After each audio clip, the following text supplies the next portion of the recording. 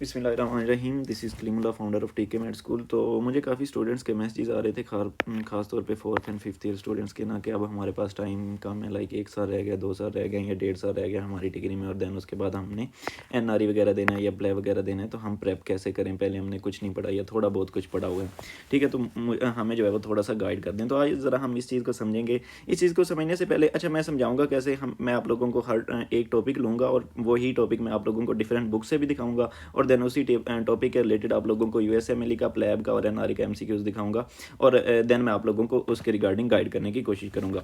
सबसे पहले ना हम ज़रा एनआरई का सिलेबस देखते हैं, बल्कि सिलेबस नहीं कि हम मार्क्स की डिस्ट्रीब्यूशन देखते हैं कि इसमें हमारे पास मार्क्स जो हैं वो किस तरह डिस्ट्रीब्यूटेड है। अगर आप लोग देखें तो आपके जो बेसिक सब्जेक्ट्स हैं, लाइक इसमें आपकी पैथो है, एनाटमी है, फिजियो है, फार्मा है, ठीक है? तो यहाँ से जो है वो अबाउट और बाकी बायोकेम वगैरह यहाँ से अबाउट जो है वो 60 एमसीक्यूज हैं। और देन अगर हम आते हैं हमारे क्लिनिकल सब्जेक्ट्स की तरफ, medicine, surgery, obs, gynae, peds वगैरह की तरफ, तो उसमें से हमारे पास 140 एमसीक्यूज हैं, ठीक है? इट मीन्स हमें पता चल गया कि ये जो मेजर हमारे पास पार्ट है दैट इज क्लिनिकल साइंसेज, और आप लोगों को इट मीन्स ये टोटल अबाउट 200 एमसीक्यूज हो गए, और इसमें से 120 चाहिए पास होने के लिए।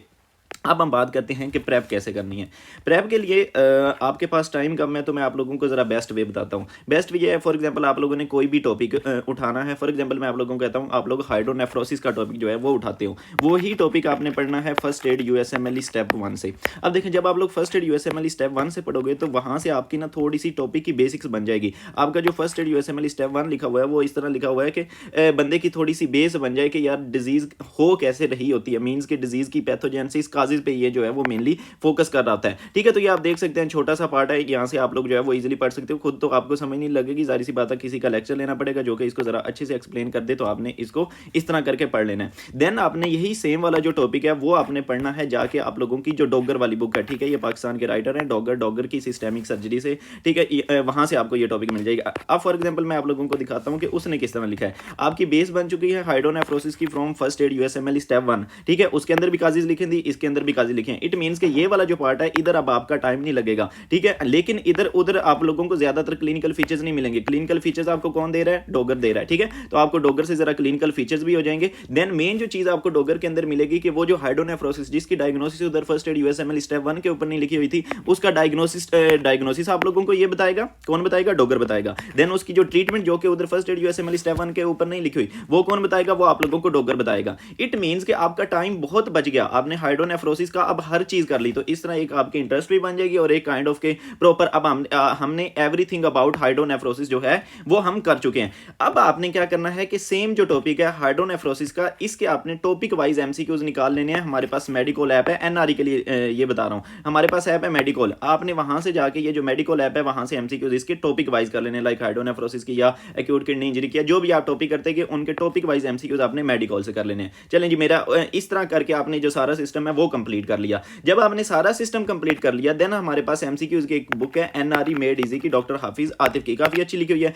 ठीक है? तो देन आपने जो सिस्टम वाइज बिल्कुल वही, फॉर एग्जांपल मैं रीनल सिस्टम की बात कर रहा हूं, तो आपने रीनल सिस्टम वहां से किया था, उसी के एमसीक्यूज पूरे सिस्टम के, जब आपका सिस्टम कंप्लीट हो चुका है तो उसी के पूरे सिस्टम के एमसीक्यूज आपने एनआरई मेड इजी से आगे कर लेने हैं। अगर आप इस तरह करके एक सिस्टम करते हो तो आपने एवरीथिंग उस सिस्टम के अबाउट कर ली। आपकी ये एनाटमी भी क्लियर हो जाएगी, आपकी फिजियो भी क्लियर हो जाएगी, आपकी पैथो भी क्लियर हो जाएगी। इट मीन्स कि ये वाले जो सारे आपके बेसिक के एमसीक्यूज हैं वो भी क्लियर हो जाएंगे, ठीक है? एनाटमी, बिकॉज आपका फर्स्ट एड वाला भी पहले एनाटमी पढ़ाता है, देन फिजियो पढ़ाता है, देन पैथो पढ़ाता है, ठीक है? देन उसी की जो है वो फार्मा भी पढ़ाता है। इसी तरह जब आप लोगों का जो डॉगर सर्जरी वाला है वो भी किसी भी जब भी मतलब सिस्टम को स्टार्ट करता है, किसी भी टॉपिक को स्टार्ट करता है, तो पहले एनाटमी वगैरह पढ़ाता है। इट मीन्स कि यहाँ दोनों चीजों आपके एनाटमी वगैरह के एमसीक्यूज यहाँ से इजीली क्लियर हो जाएंगे इन दोनों बुक से। बाकी आगे हमारे पास मेडिसिन और सर्जरी। मेडिसिन और सर्जरी आपकी कहाँ से? वही मैंने आप लोगों को बता दिया कि आपके जो डॉगर है ना, वहां से जो मेडिसिन एंड सर्जरी है वो आपकी इजीली क्लियर हो जाएगी। ये उन सिस्टम की बता रहा हूँ जिनकी इन डिटेल मेडिसिन सर्जरी जो है वो डॉगर के अंदर लिखी हुई है। जो टॉपिक्स आप लोगों को डॉगर के अंदर नहीं मिलेंगे उनकी मेडिसिन के लिए आपने स्टेप 2 सीके को प्रेफर कर लेना है। इस तरह करके आपने अपने जो सारे सिस्टम्स हैं वो कंप्लीट कर लें। इट मींस कि ये सारी चीजें जो है वो मेरी कंप्लीट होगी।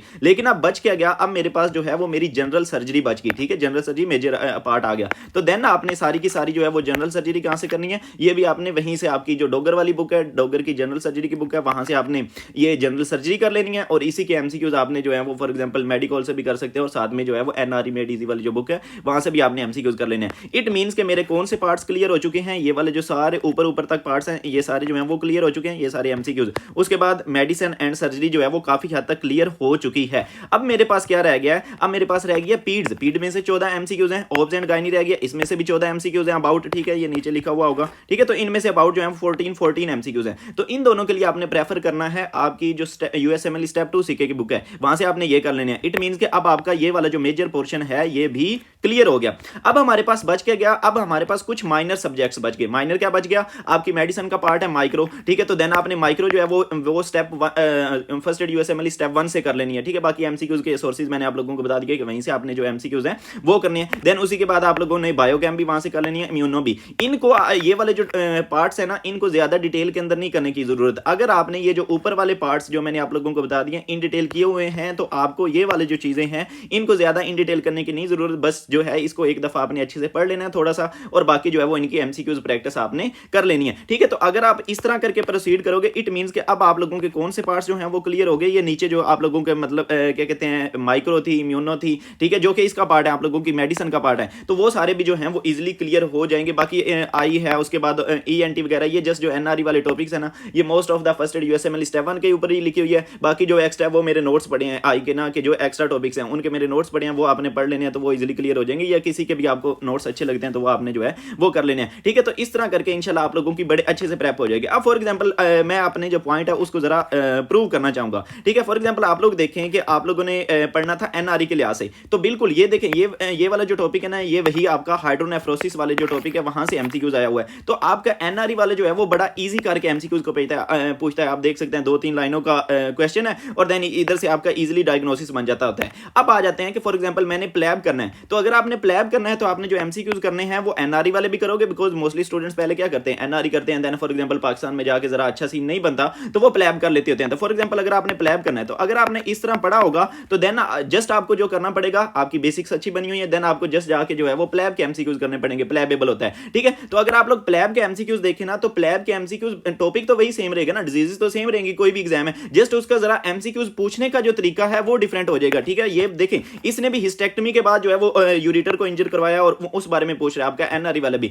ये भी हिस्टेक्टमी के बाद वही आप लोगों की हाइड्रोनेफ्रोसिस के बारे में पूछ रहा है, लेकिन इधर ये डायग्नोसिस के ऊपर चला गया। डायग्नोसिस तो हमारा उधर नहीं ना लिखा हुआ था फर्स्ट एड यूएसएमएल स्टेप 1 पे, वो कहां पे लिखा था, वो मेरी डॉगर के ऊपर लिखा था। तो जिसने डॉगर पढ़ी है वही इसका डायग्नोसिस बता सकेगा ना कि जनाब इसका आपने क्या करवा लेना है, रीनल अल्ट्रासाउंड करवा लेना है। इट मींस कि एमसीक्यूज आपका सेम रहेगा, जस्ट उसके पूछने का जरा तरीका है। फॉर एग्जांपल इसने क्या पूछा कि कौन सा एरिया डैमेज हुआ था, इसने क्या पूछा कि जनाब आपका डायग्नोसिस कैसे बनेगा। अब फॉर एग्जांपल जिन्होंने करना है यूएसएमएलई, तो जिन्होंने यूएसएमएलई करना है उनको खास डॉगर करने की मतलब डॉगर वाली जो बुक है वो करने की जरूरत नहीं है, उन्होंने जो है वो यूवर्ड के एमसीक्यूज कर लेने हैं। तो अब ये वाला जो एमसीक्यूज है ना जो मैंने इधर लिखा हुआ है, दिस इज आल्सो फ्रॉम यूवर्ड, और ये आप लोगों का अगर आप देखें तो ये भी सेम टॉपिक से हाइड्रोनेफ्रोसिस है। तो इसने क्या किया, ये आप देख सकते हैं, एक तो यूएसएमएलई डिफिकल्ट क्यों है, एमसीक्यूज की स्टेटमेंट जो है वो काफी ज्यादा बड़ी है। दूसरी बात ये कि ये वाला जो एमसीक्यूज उसने इस तरह पूछा है, आपका हाइड्रोनेफ्रोसिस का वो डायग्नोसिस बनवाएगा, डायग्नोसिस के बाद आगे जो कॉम्प्लिकेशंस आ रही होती है, मींस कि जो यूटीआईज हो रही होती हैं, वो आपसे ये पूछना चाह रहा है कि ये बंदा जिसको हाइड्रोनेफ्रोसिस हुई पड़ी है